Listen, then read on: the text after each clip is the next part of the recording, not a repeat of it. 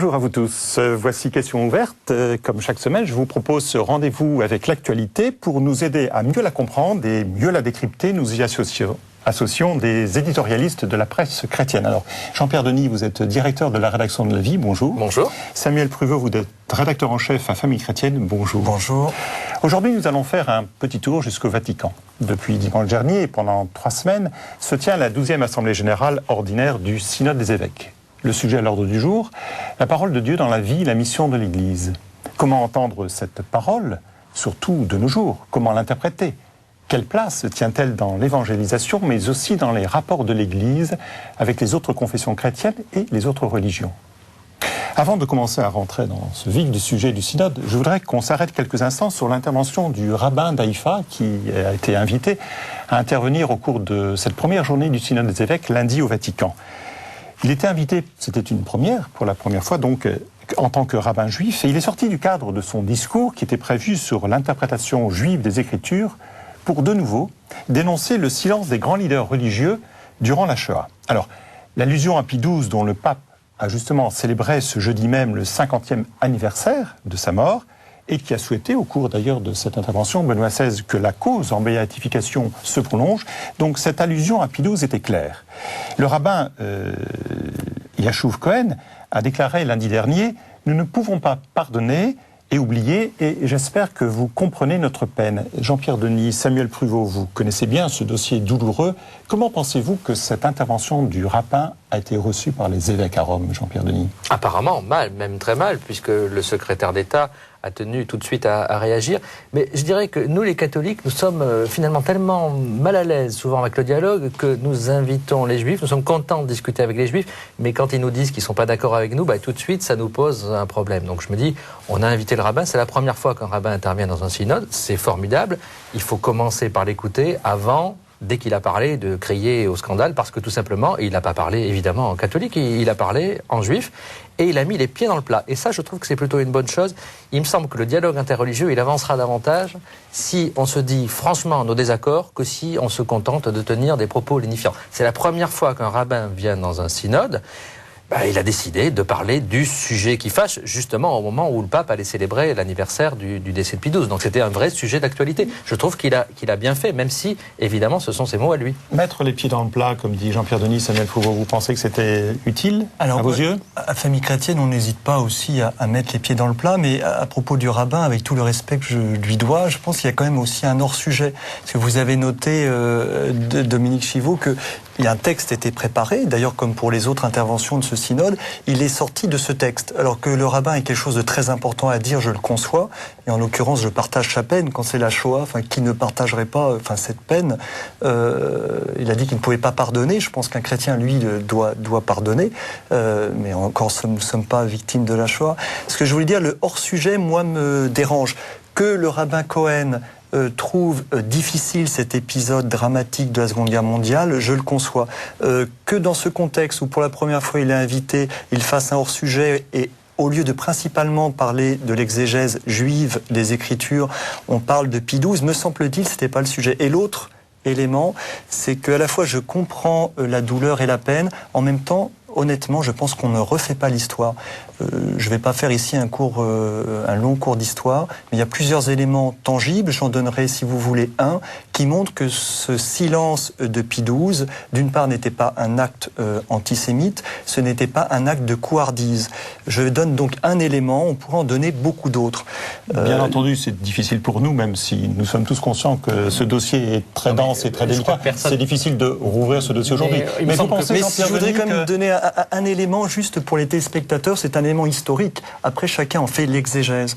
Aux Pays-Bas, l'épiscopat a parlé haut et fort en disant les persécutions contre les juifs, c'est horrible. De fait, c'était horrible. Le résultat, tous les juifs cachés dans des couvents, des paroisses aux Pays-Bas, ont été traqués un par un. Et donc la persécution anti-juive aux Pays-Bas, c'est vérifiable par vos téléspectateurs, a été doublée ou triplée. Même chose après les radiomessages de Pie XII. Il faut savoir qu'en Pologne, l'épiscopat polonais a supplié Pie XII de se taire Pourquoi ? Parce qu'on allait chercher les Juifs dans les couvents. Oui, et dernier alors, élément... je crois que c'est pas tout à fait... Ne rentrons pas trop, s'il vous Oui, plaît. mais, Encore une mais fois, c'est dans l'histoire, le c'est détail de ce l'histoire. débat. Alors, Mais juste, c'est là qu'on voit que c'est très Jean-Pierre compliqué. Est-ce que vous pensez qu'on Parce pourra que je pense que dire que l'épiscopat polonais a supplié Pie XII et que c'est parce que Pie XII aurait dit qu'il y a eu des Juifs qui ont été exterminés en Pologne, ça me semble un peu réducteur. Je pense qu'il faut aussi accepter dans l'analyse. Mais je pense qu'il faut aussi voir, par exemple, dans le cas de la Pologne, l'antisémitisme et l'antijudaïsme des chrétiens, des catholiques de Pologne aussi. D'ailleurs, je pense que personne, au fond, n'accuse Pie XII d'avoir été antisémite. Je crois que c'est une accusation qu'on voit nulle part. Pour dire qu'il a aidé les Juifs à titre individuel. Ce n'est pas ça, au fond, qui est en question. Ce qui est en question, c'est exactement ce que dit Samuel Pruvot, c'est exactement ça qui fait problème, c'est-à-dire la stratégie du silence, exactement, c'est-à-dire le fait de dire, premièrement, Pie XII étant anticommuniste, n'avait aucune sympathie non plus pour Hitler, mais il a pensé qu'il fallait sauver en priorité les catholiques d'Allemagne, et que c'était effectivement l'intérêt de l'Église catholique en Allemagne de ne pas trop en faire. Et la deuxième chose, c'est qu'aujourd'hui, on a une conception de la papauté qui est, je crois, complètement différente de celle qu'on pouvait avoir dans le passé.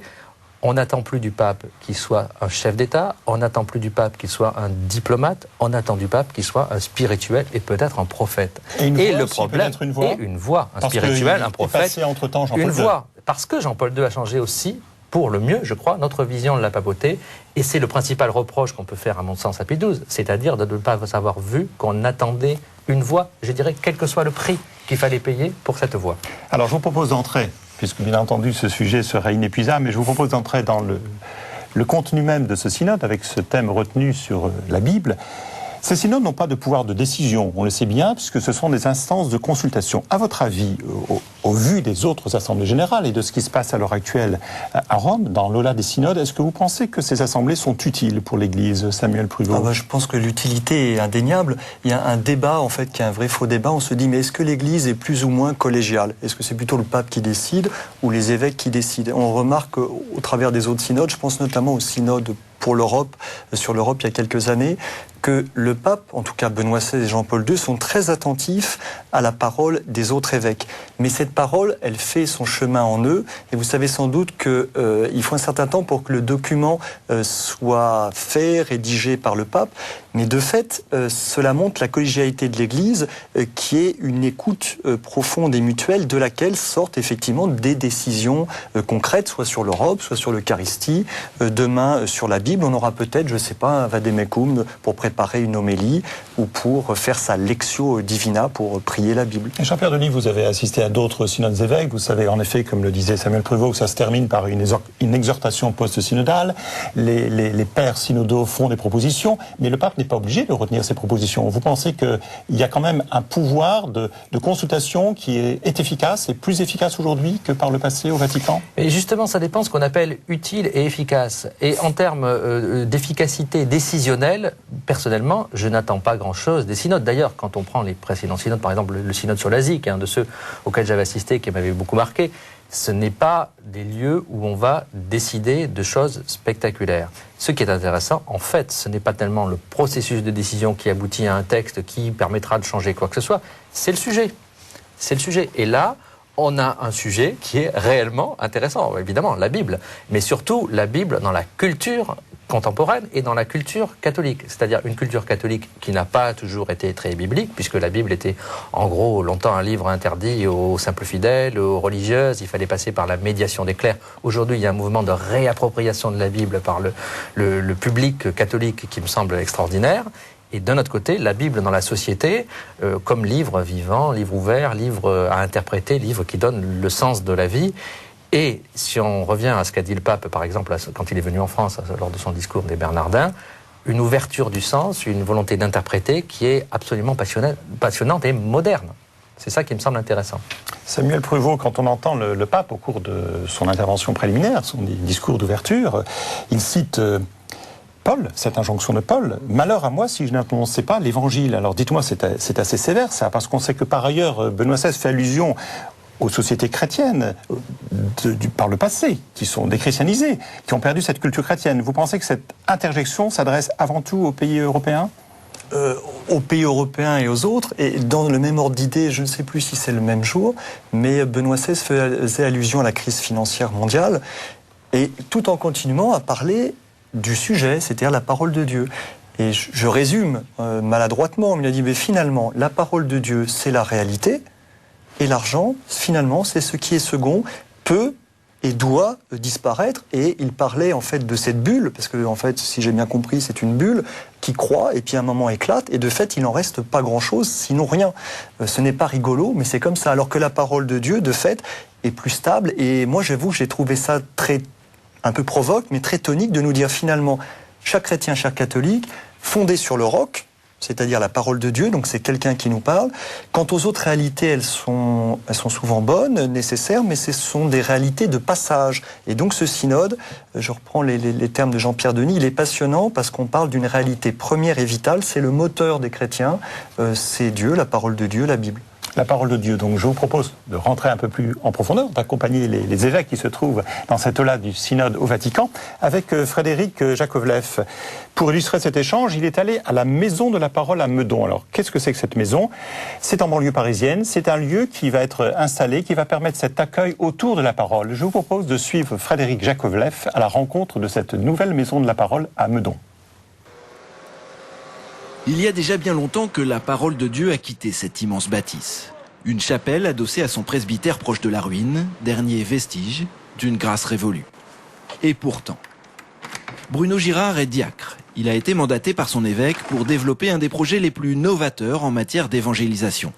Transformer cette vieille chapelle, son presbytère, sa salle paroissiale, soit près de 1000 mètres carrés, en maison de la parole. Une maison de la parole, c'est un lieu de ressourcement centré sur la Bible. La Maison de la Parole, c'est un lieu qui va en fait offrir une réflexion sur la parole de Dieu, qui va accueillir les chrétiens, les gens qui sont plus ou moins loin de l'Église, dans une réflexion sur qu'est-ce que la parole dans ma vie et comment lire ma vie à la lecture de la parole. Avec toujours l'idée que aujourd'hui, lorsque je lis la Bible, lorsque je lis un texte, eh bien, ce texte me parle et il me rejoint dans ma vie. Derrière cette végétation encore abondante, le futur jardin de la Maison de la Parole. Il servira aussi de cloître pour les 5 sœurs qui vont s'installer ici, à demeure. Chaque jour, les laudes, les vêpres seront proposées. Doté d'un budget de plus d'1 million d'euros financé par le diocèse et des dons privés, ce projet est en fait la concrétisation de nombreuses initiatives prises dans les paroisses. À l'exemple de ce petit groupe. Une fois par mois, ils se retrouvent pour la Lectio Divina. Ce soir-là, ils sont une dizaine, parfois beaucoup plus. La Lectio Divina, c'est un temps consacré à la parole de Dieu. Un temps de prière, de lecture. Ce qui est important pour nous tous, c'est de savoir s'arrêter dans la ronde infernale des activités, se dire voilà, on donne un temps gratuit au Seigneur, on prend du temps avec lui, on lit tranquillement sa parole, on la médite, on y réfléchit ensemble. Méditation, réflexion dans le silence, il ne s'agit pas pour autant d'une lecture exégétique de la Bible, mais véritablement d'un temps de prière mis en commun. On n'a pas besoin d'avoir fait une licence de théologie pour faire de la Lectio Divina.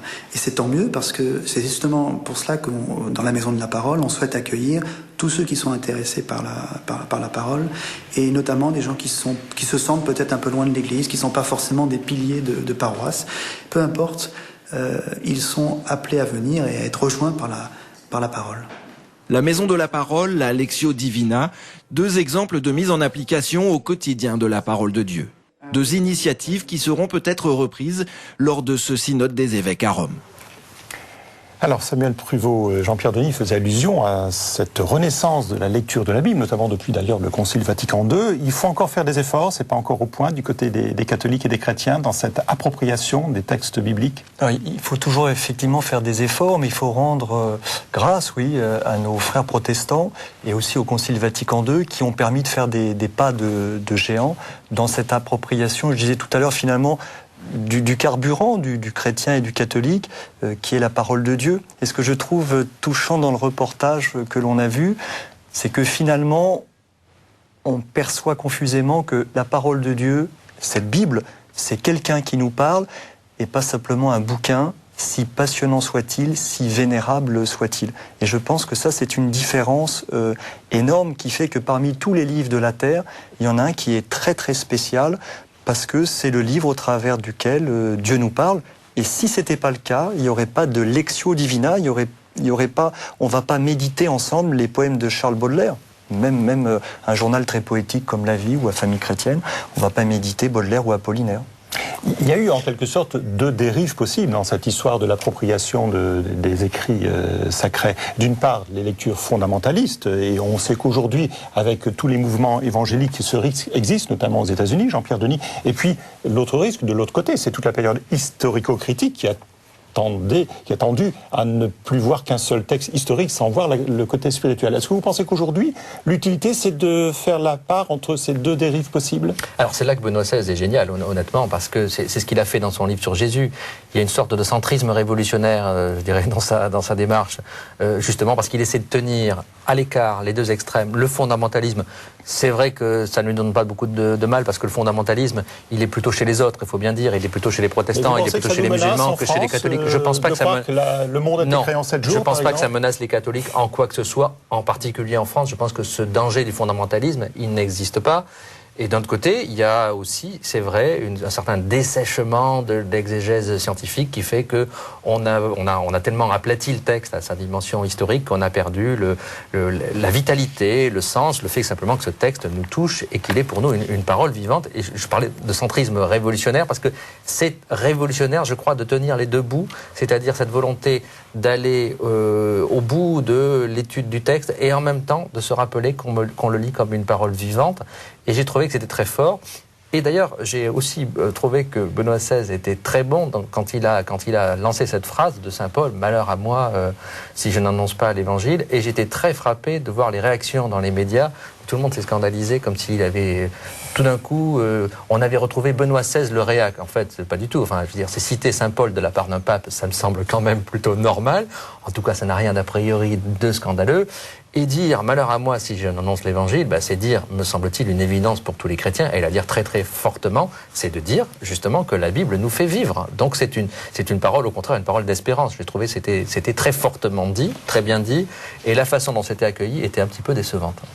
Les Italiens ont eu une initiative assez spectaculaire à l'ouverture de ce synode. Ils ont fait une sorte de marathon, de non-stop, de lecture de la Bible sur la chaîne de télévision de la RAI, et avec un défilé de personnalités diverses, d'ailleurs, non seulement catholiques, mais aussi d'autres confessions chrétiennes, avec des acteurs de cinéma comme Roberto Benigni, etc.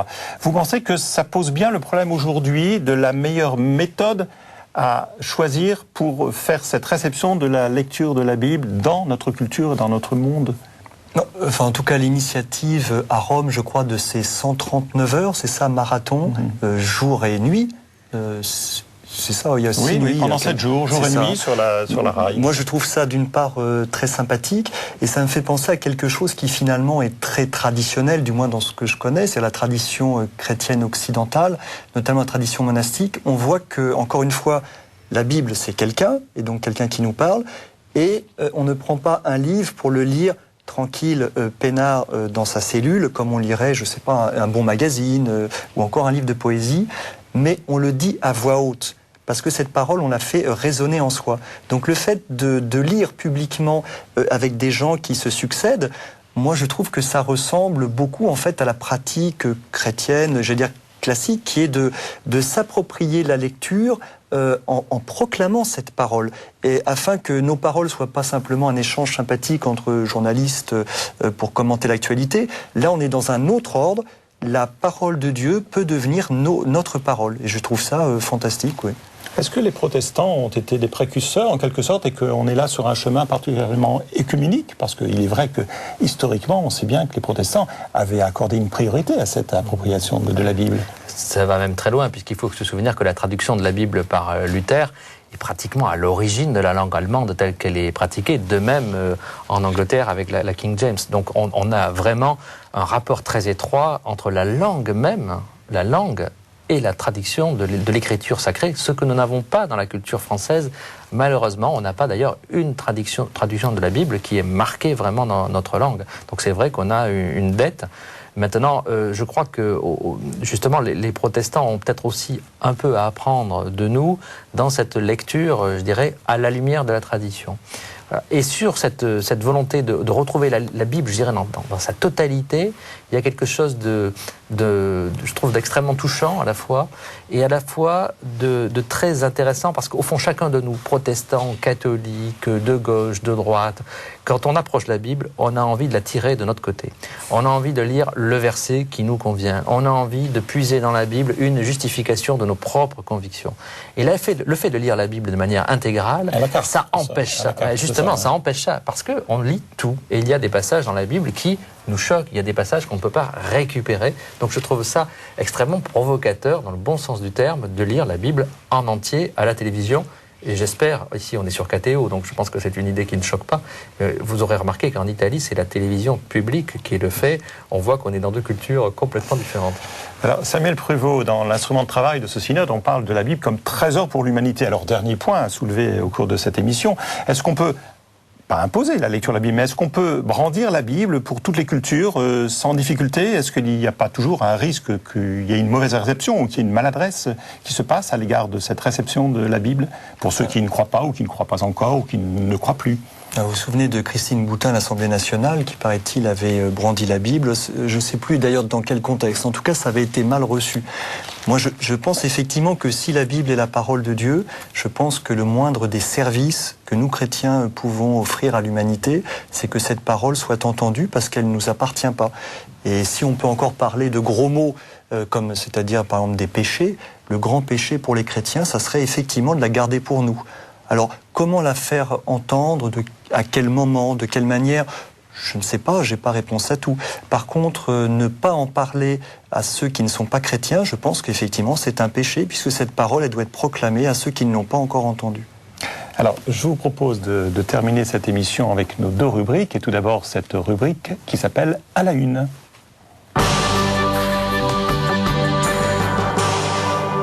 Jean-Pierre Denis, en dehors de ce synode des évêques, je suppose que la vie a parlé d'autre chose cette semaine. Qu'est-ce que vous avez mis en valeur? Alors nous sommes très très très loin, à part l'éditorial qui est consacré à la Bible et au synode. L'actualité pour nous, c'est un an après le bilan du Grenelle de l'environnement, avec une carte de France de l'effort écologique département par département, donc un classement de tous les départements français, des plus écolos aux moins écolos. Dites-nous la lanterne rouge et le premier écran. La lanterne rouge, c'est la Mayenne, et les départements du Sud sont très bien placés parce qu'ils combinent, je dirais, peu de pollution au nitrate d'un côté, un effort écologique et une préoccupation pour l'écologie et des grands espaces protégés. Merci. Et vous, Samuel Pruvot, dans Famille chrétienne, un autre sujet? Oui, mais c'est de l'écologie aussi, mais c'est l'écologie de l'amour. C'est un dossier sur les fiançailles. Alors vous savez que les périodes des fiançailles est terriblement importante, parce que les téléspectateurs savent que le mariage a parfois du mal à durer, et donc cette période est de plus en plus sollicitée comme une période de fondation sur lesquelles ça permet de dépierrer tout un tas de difficultés. Et donc on a interrogé des fiancés, des jeunes mariés, des accompagnateurs, pour qu'ils fondent sur le roc et qu'ils aient un amour avec une écologie saine et sainte.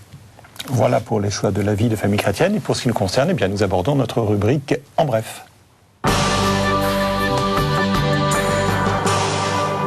Alors de mon côté, j'ai retenu cette semaine 3 informations particulières. Tout d'abord, un anniversaire. Il y a 40 ans, Paul VI publiait son encyclique Humanae Vitae, l'un des textes les plus controversés dans l'Église, y compris d'ailleurs chez les catholiques, on le sait. À cette occasion, Benoît XVI a réitéré la condamnation par Rome de la contraception, et dans ce discours, le pape n'a cautionné qu'une seule méthode de régulation des naissances, la méthode dite naturelle. Ensuite, un autre point de vue de Benoît XVI, celui-là sur l'immigration. Il s'agit du traditionnel message du pape pour la journée mondiale du migrant et du réfugié.